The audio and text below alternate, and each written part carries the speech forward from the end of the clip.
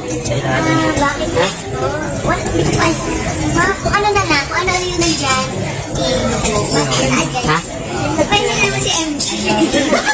Kanina yun. Ay, oo, yung mga tao na nag-show kami sa Sorsogon, tsaka Abisan. Ano, masaya naman kami. Napatalan kami sa dami ng nanonood. Pala ng game na purong-purong ng klasa.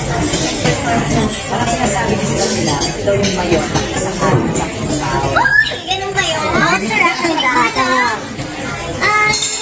Maganda yung mayon, wala siyang clouds. Isa siyang clear. Maganda.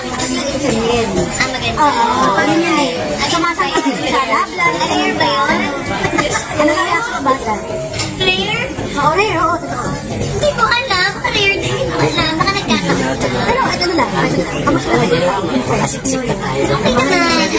Ang dami namin ginagawa lately.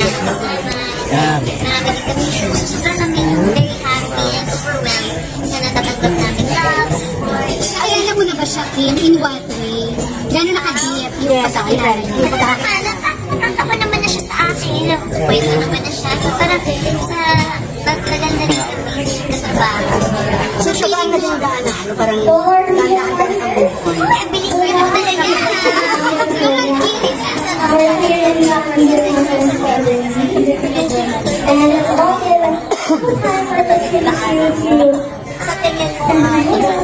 Sa tingin ko, siguro po na kataon lang na okay yung mga nangyayari lately.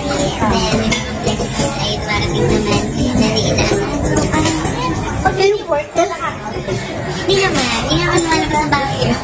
Hindi na lumalabas especially for you. Uy, alam mo siya!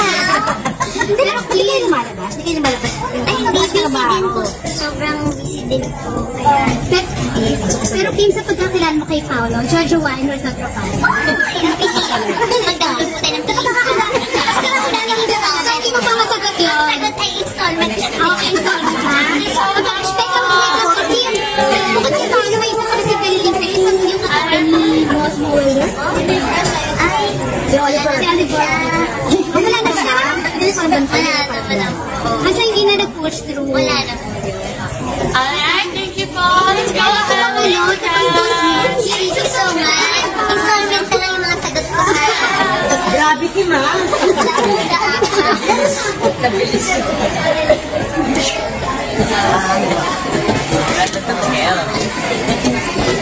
Ano natin yung sasagot ko yan?